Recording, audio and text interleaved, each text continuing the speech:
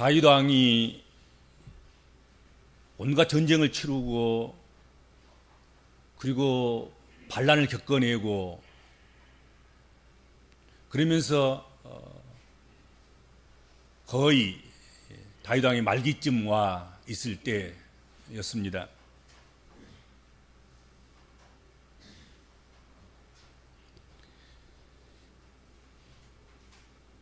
연말이 되면 좀 어수선하지 않아요? 또 정권 말기가 돼도 좀 어수선하고 시대의 말기도 어수선합니다. 다윗의 심령 상태도 어수선했으라 생각이 됩니다. 근데 그 틈을 타고 사단이 일어났다. 성경은 그렇게 말씀하고 있습니다. 21장 1절 한번 보세요. 거기서부터 본문을 삼았으면 좋겠는데 오늘 본문을 좀 줄이느라고 앞부분을 보지 못하고 뒷부분도 다 읽지를 못했는데 1절 말씀을 보면 사탄이 일어나 이스라엘을 대적하고 다윗을 충동하여 이스라엘을 계수하게 하니라. 그렇게 되어 있습니다.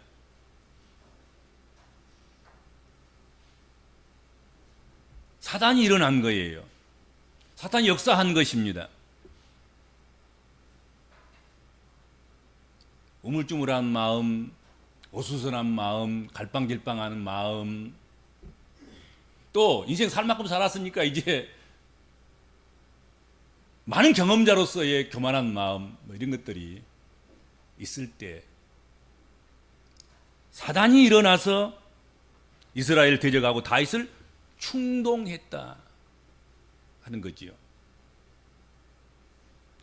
그런데 다윗은 그 마음에 일어나는 그 충동, 인구조사에 대한 욕망, 이것이 하나님이 주신 마음이 아니라 사단이 준 마음이라는 사실을 간파하지 못했다 하는 것입니다.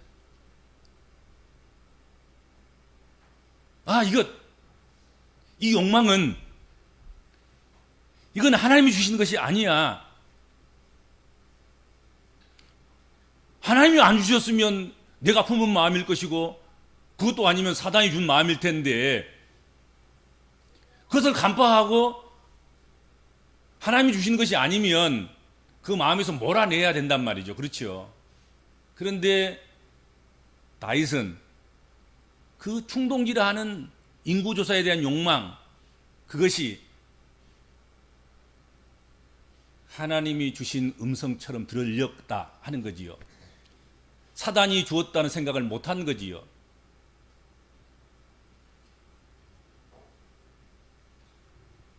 다윗은 불릴듯 일어나는 그 인구조사에 대한 욕망으로 군대 장관 요압을 불러서 이스라엘의 인구조사를 지시했습니다. 전쟁에 나갈 수 있는 장정이 몇 명인지, 세금을 낼 수 있는 장정이 얼마나 된지 숫자를 파악하고 보고하라는 것이죠.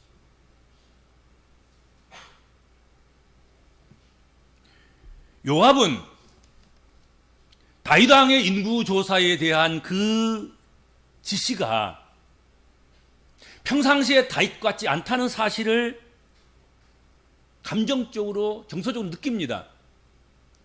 왜 왕이 저러시지? 왜 왕이 안 하던 짓을 하시지? 노망 들었는가? 왜 저러시지? 그래서 요압이 다윗 왕에게 얘기한 말씀이 오늘 성경에 기록되어 있습니다. 여호와께서 그 백성을 지금보다 100배나 더 하시기를 원합니다. 내 주 왕이여, 이 백성이 다 내 주의 종이 아니니까 내 주께서 어찌하여 이 일을 명령하시나이까? 어찌하여 이스라엘이 범죄하게 하시나이까? 군대 장관 요압이 다윗 왕에게 인구조사의 지시는 잘못된 것입니다. 어찌하여 이스라엘로 범죄케 하십니까? 숫자가 부족하면 하나님께 더 주실 것이고 필요하면 더 주실 것인데 왜 인구조사를 하려고 하십니까? 지금보다 100배나 더 해주실 수 있는 하나님. 그러면서 요압이 조언을 하고 다윗 왕의 인구조사에 대한 그 시도를 브레이크를 걸지요. 하지 맙시다. 하면 안 됩니다. 이건 왜 그러십니까? 왕이시야. 여러분, 절대 왕권을 가지고 있는 그 시대에, 절대 군주 시대에, 왕권 시대에 왕에게 신하가 조언한다는 것, 왕이 하려고 하는 일에 브레이크를 거는 것, 브레이크를 잡는 것, 그것은 결코 쉬운 일이 아니었을 것이다 하는 것이죠. 이 지금 민주화된 이 시대에도 대통령이 하려는 일에 함부로 거기 속하여 있는 뭐 신하들이나 뭐 아무튼 거기 속하여 있는 그 사람들은 감히 뭐 조언한다거나 브레이크를 건다거나 그거 잘 안 되잖아요. 대통령 후보로 된 사람에게 거기 뭐 참모들이나 뭐 선대위원회 뭐 합당하게 선택된 그 사람들이 함부로 이야기 못 하잖아요. 왕이 된 것도 아니고 뭐 왕권 시대도 아니고 민주화 시대 이제 후보된 사람에게도 함부로 이야기를 못 하잖아요. 조언이 안 되고 또 그래서는 안 됩니다 하는 게 잘 안 되는 거예요.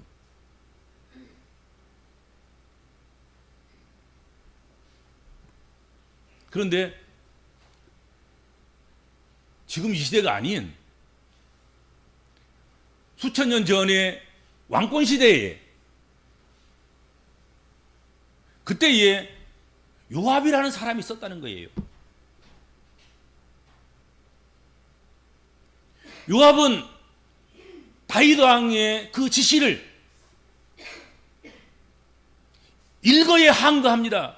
이건 옳지 않습니다. 이건 범죄하는 일입니다. 이거 죄 짓는 일입니다. 조언하고 브레이크를 걸고 그렇게 했습니다. 어쩌면 죽음을 각오하고 했는지도 모르겠습니다. 그렇지 않겠습니까? 쉬운 일이 아닌 거예요. 이거 목 잘라가 나간 거, 뭐 자리 잃어버린 거, 그건 아무것도 아니고 지금 사느냐 죽느냐의 문제 아니겠습니까?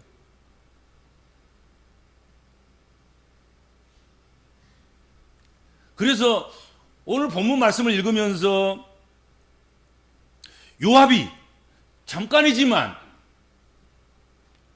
그가 보여준 것에서 우리는 어떤 희망을 보게 된다 하는 것이죠.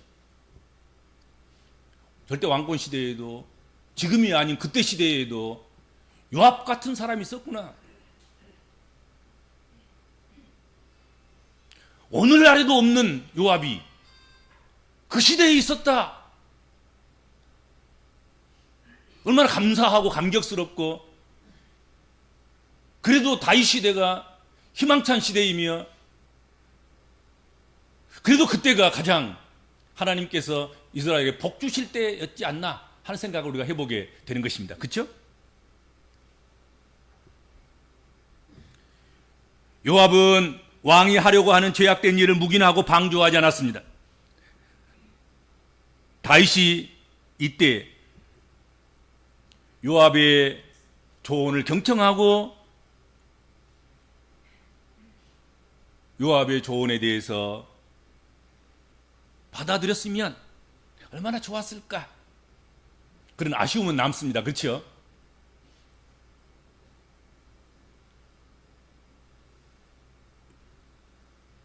그런데 다윗은 요압의 조언에도 불구하고 요압의 만류에도 불구하고 인구조사를 철회하지 않았습니다.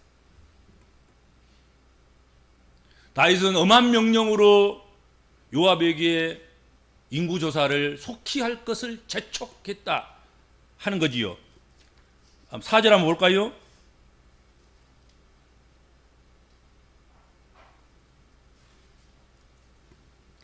왕의 명령이 요압을 재촉한지라. 서들지 않아. 빨리빨리 서들어서 얼른 하지 않고, 예. 여유가 있으니까 넉넉하니까 세월이 좋으니까 네가 서두르지 않는구나. 어서 속히 해라 이거야. 어서 속히.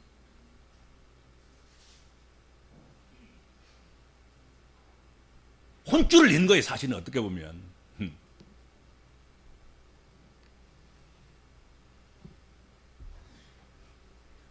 묵인하지 않고 방조하지 않고 처리할 것을 요구한 요압에게 닥친 것 떨어진 것 그것은 위협하는 왕의 재촉이었습니다.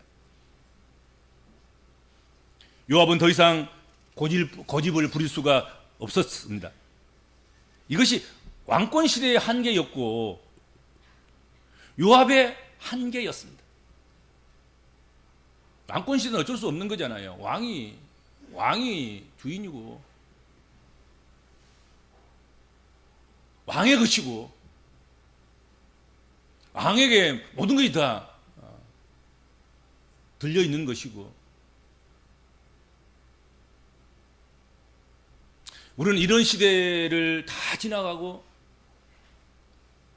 독재 시대를 다 지나가고 전제주의 시대를 다 지나가고 한 사람 한 사람 인권이 존중되는 이 민주화 시대에 살아가는 것 그것을 우리는 무한히 감사해야 될 것입니다. 그리고 이 시대를 항우해야 되고 누리고 기뻐하고 감사하고 그렇게 살아가야 할 것입니다. 그리고 주눅들지 말고 할 말하고 할 일하고 그렇게 살아가야 될 것입니다.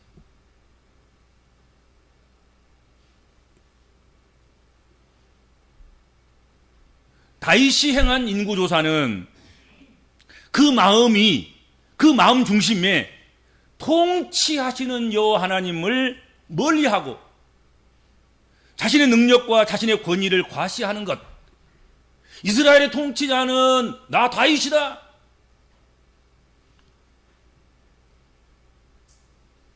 그것을 선언하는 그런 교만한 마음이 그 인구조사의 그 의도 속에 담겨져 있다 하는 것입니다. 인구조사를 그냥 해보는 것 아니에요. 내가 다스리는 땅이 얼마나 넓은가? 내가 지금 부릴 수 있고 내가 다스릴 수 있고 통치하는 내 백성이 몇 명이나 되는가? 그리고 내가 전쟁에 나가자 하면 나갈 용사들이 얼마나 되는가? 내가 세금을 거두려 할 때 세금을 걷어낼 수 있는 그런 사람들이 얼마나 되는가? 자기 어깨를 으쓱 한번 해보려고 하고 자신의 힘이 얼마나 센가 한번 헤아려 보려고 싶은 그런 마음이 그 속에 담겨져 있는 거란 말이죠. 그렇죠?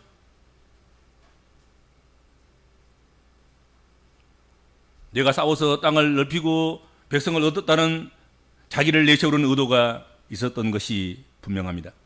그러니 당연히 하나님은 이 일을 행한 다윗에게 진노하셨고 그 진노를 나타내는 방식으로 이스라엘 백성들을 치셨다 이거지요. 하나님께서는 선견자 갓을 다윗에게 보내셨습니다. 인구조사를 한 다윗에게 선지자 갓 선지자를 보내셨습니다.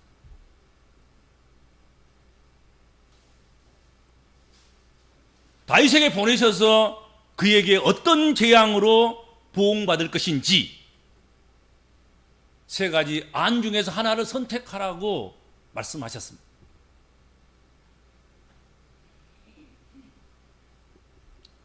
다윗은 세 가지 안 중에서 숫자가 제일 작은 걸 선택한 것 같습니다. 제일 작은 3일. 3일 전염병 왔다 가면 어떻게 우리가 견딜만 하지 않겠는가 그 생각을 했는지도 모르겠습니다.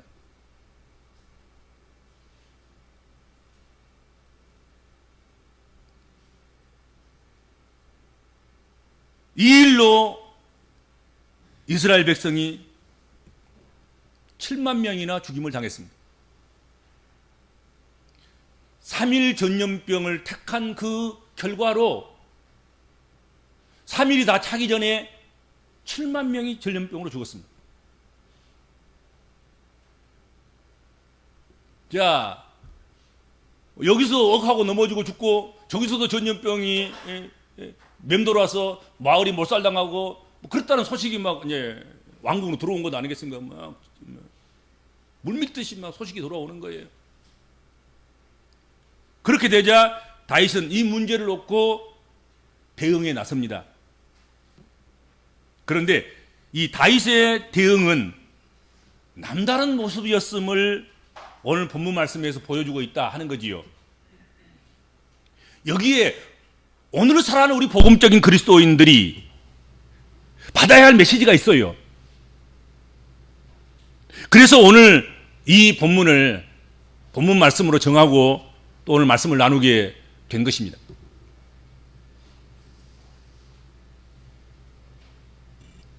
자신의 잠깐의 실수로 인해서 너무나 큰 대가를 치른 다윗은 비로소 자신이 인구조사한 것을 크게 자책을 합니다. 오늘 8절 한번 보세요. 8절 이렇게 되어 있습니다. 다윗이 하나님께 아뢰되 내가 이 일을 행함으로 큰 죄를 범하였나이다. 큰 죄를 범하였나이다. 이제 간구하옵나니 종의 죄를 용서하여 주옵소서. 내가 심히 미련하게 행하였나이다 아니라. 내가 큰 죄를 범했습니다. 내가 미련하게 행동했고 미련하게 살았습니다.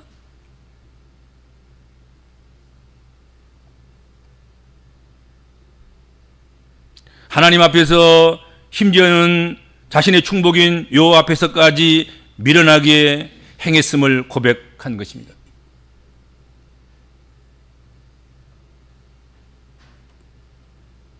그리고 다윗은 오르난의 타작마당 곁에 선 여호와의 천사가 칼을 빼어 손에 들고 예루살렘 하늘을 향하여 펴고 있는 것을 보게 됐습니다.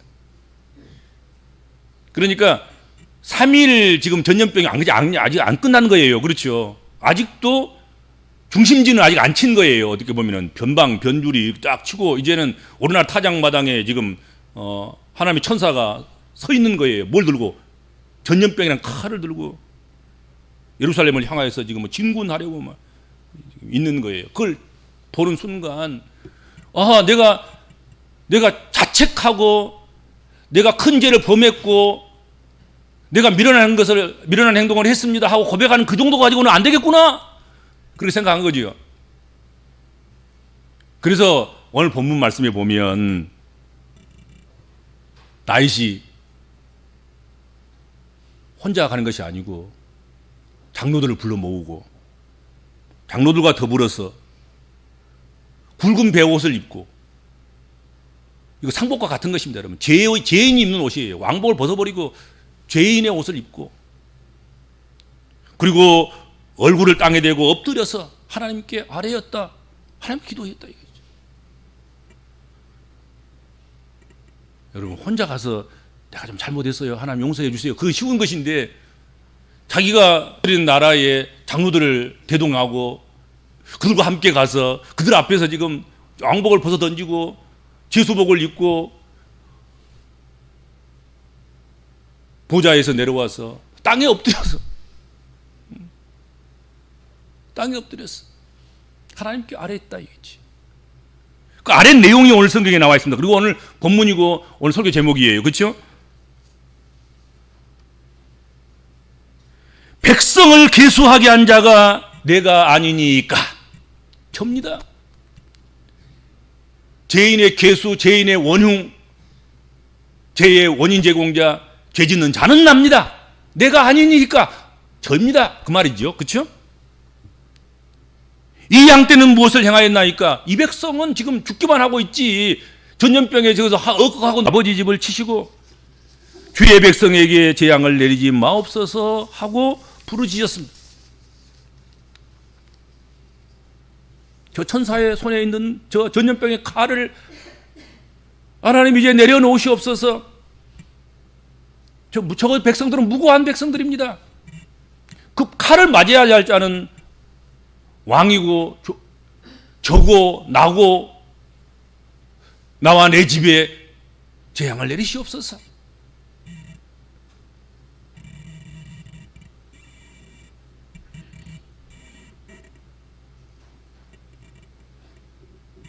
그래서 다윗은 하나님의 진노 앞에서 자신의 처음 모습으로 돌아갔습니다.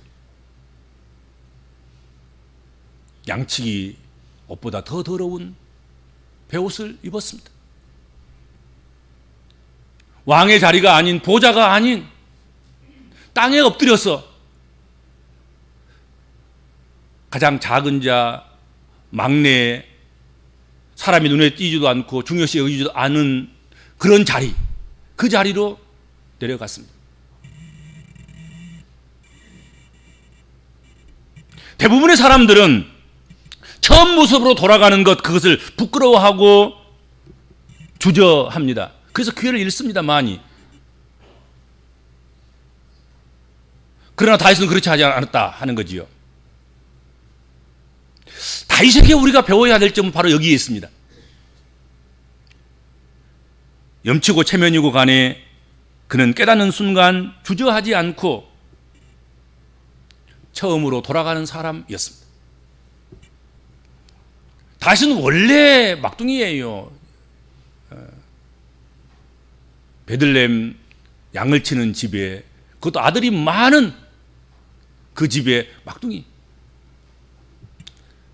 그래서 찾지도 않고 누가 묻지도 않고 따지지도 않고 그냥 그 있으나 없으나 마찬가지고 그 어느 곳에서도 중요시 여김을 받지 않는 그런 사람인 거예요.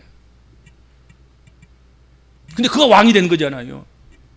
근데 그 왕이 됐다고 지금 의시되고 하다가 한 일이 하나님 명령과 다르게 하나님께서 원치 않는 인구조사를 한 거예요. 내가 얼마나 센가, 내가 얼마나 내 땅이 넓고 말이지, 내 백성들은 얼마나 세금 낼 사람들과 군대에서 나가서 싸울 사람들이 얼마나 많은데, 뭐 이거 지금 과시하기 위해서 그렇게 한 게 아니겠습니까? 그것에 대한 잘못을 하나님께서 지적하시고 거기에 대한 징계를 내리셨을 때 그 징계가 다하기도 전에 다윗은 굵은 베옷을 입고 땅에 엎드려서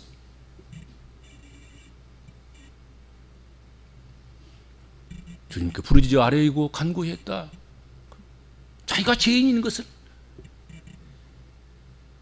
고백했다 하는 것입니다. 굵은 베옷은 겸손함과 겸비함을 뜻합니다. 땅에 대고 엎드려 자신을 낮추는 것은 온전한 복종과 순종을 의미할 것입니다. 자신과 자신의 아비집이 당하게 해달라는 그런 것은 어떻게 보면 백성들의 희생이 아닌 자기를 희생하겠다는 그런 의미로 생각이 됩니다. 이처럼 자신의 교만을 회개하고 겸비와 복종과 희생을 보인 그 다윗을 하나님께서는 귀하게 보셨습니다. 오늘 본문에 보면 전염병이 그쳤다, 전염병을 멈추게 하셨다, 그렇게 말씀하십니다. 여러분, 다윗의 잘못이, 다윗의 실수가 다윗만 하는 잘못일까요? 다윗만 하는 실수일까요? 이런 다윗의 교만이 다윗 안에만 있는 교만일까요?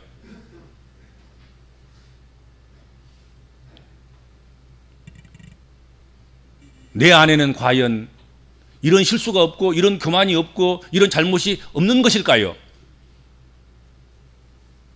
다윗보다 어쩌면 우리는 100배, 1000배, 10,000배 더 실수하고 더 교만 덩어리인지도 모르겠습니다. 우리의 교만함의 죄와 그리고 우리 한국 교회의 또 세계 교회의 죄악이 오늘도 우리가 진절머리를 내고 있는 이 코로나와 같은 전염병을 발생하고 그치지 않고 있는 것이 그 원인이 아닌가 돌아보아야 하지 않겠습니까? 그렇죠? 벌써 2년이나 됐어요. 근데 내년에도 별 달리 뾰족한 수가 없는 것 같습니다. 내년까지도 가게 될 것 같은데 이것이 교회 지도자들의 죄악 때문이라면, 교회의 죄악 때문이라고 한다고 하면 우리 세상 핑계만 대고 우리는 여전히 아무 일 없는 것처럼, 아무 잘못도 없는 것처럼, 아무 허물도 없는 것처럼 아무것도 회개하지 않고 처음 우리에 있는 자리로 돌아오지 않고 여전히 교만한 자리에 서 있어서는 안 되겠다 하는 거죠. 그렇죠?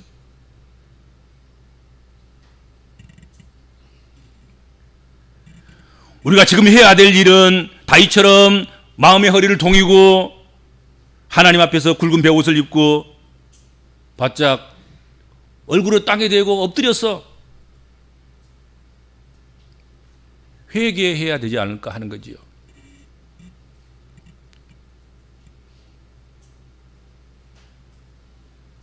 우리 회개가 필요한 것 아닌가?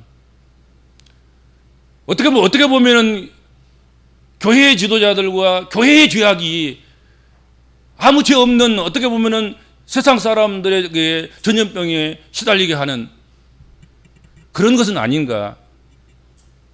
오늘 우리 형편과 다윗의 인구조사할 때 그 형편과 어쩌면 그렇게 같은 것이 아닌가 하는 거죠. 그렇죠?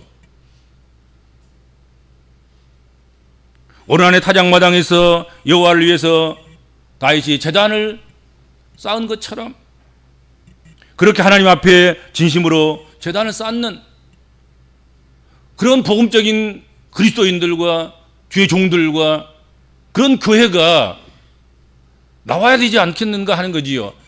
무슨 교회 핍박한다고 하느니 뭐 교회 차별한다느니 하느니 그따위 소리 하지 말고 정말로 우리가 해야 될 일, 다윗처럼 굵은 베옷을 입고 얼굴을 땅에 대고 이 백성들이 아니라, 세상 사람들이 아니라 나와 내 집을, 내 아비 집을 치시옵소서 하는